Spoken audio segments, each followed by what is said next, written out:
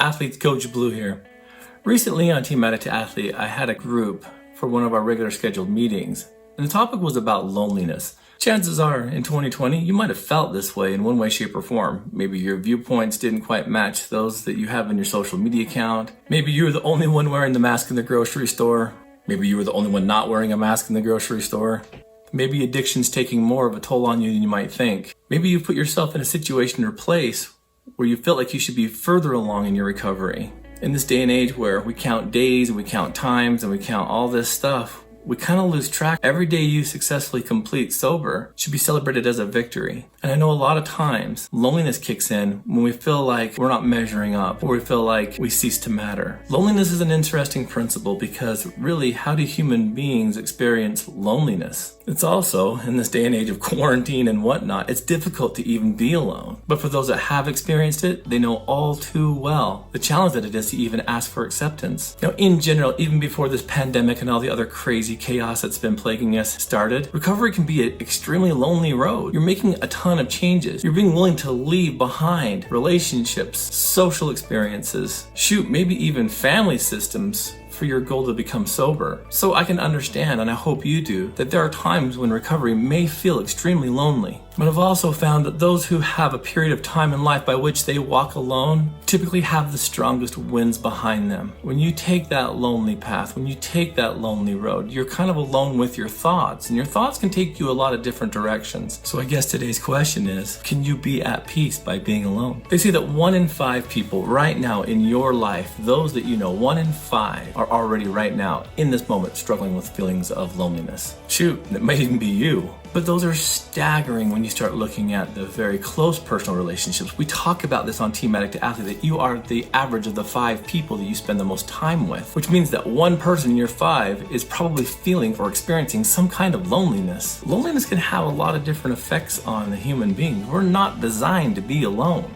Feelings of loneliness can bring depression, can bring anxiety, can bring self-doubt, can increase suicidal ideation, and can also lead to death. So there's an interesting show that I've been watching, and funny enough, it's titled Alone. And basically, it's a game show by which they take survivalists and people that have skill sets in the wilderness and they put them in remote areas. And I think they choose up to 10 of these participants and they put them all over the wilderness and they give them a few basic items, but then they're left all alone. And more often than not, the thing that makes their journey come to an end, to surrender first, because it's a last man standing concept, is that of loneliness. It's not that they can't do it. It's not that they have fear of being attacked by bears, although that happens at times. It's because that deep sense of loneliness sets in. They start self-doubting. They start remembering everything they've left behind.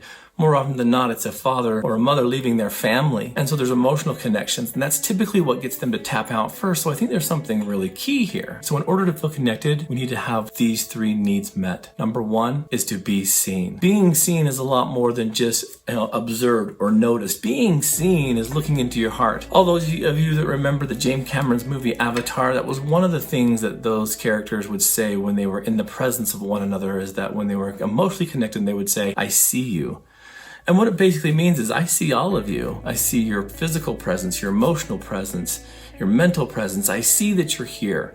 Being seen is a big deal. That's why your kids are always wanting you to look at them. That's why our attention gets pulled away, is because we want to see things. They sometimes say seeing is believing, not necessarily in this day and age, but what it means is it's the way that you get to interact with life, with people, with things. It's an important attribute of feeling like you're part of something, because you might have experienced that in your family system, you were not seen and you were put in line last, or you were overlooked and you were neglected. Those are great precursors to an addiction. So if you truly want to involve yourself in the human experience, start seeing people. It doesn't matter if they have addictions or if they're sober. It doesn't matter what race, ethnicity, sexual orientation. Start seeing people and see what happens to you. The second attribute you must have is to be heard. Being seen and being heard are very important, but being heard means that you're being listened to, authentically listened to, that you're not just background noise, that your thoughts mean something, that your words mean something. How many times have we been distracted not seeing our spouse, not seeing our friends, not seeing our relationships? And when they're talking, we are absolutely not listening. How important does that person feel when you're so tuned out? Or how important is it when you have something very emotional to get off your chest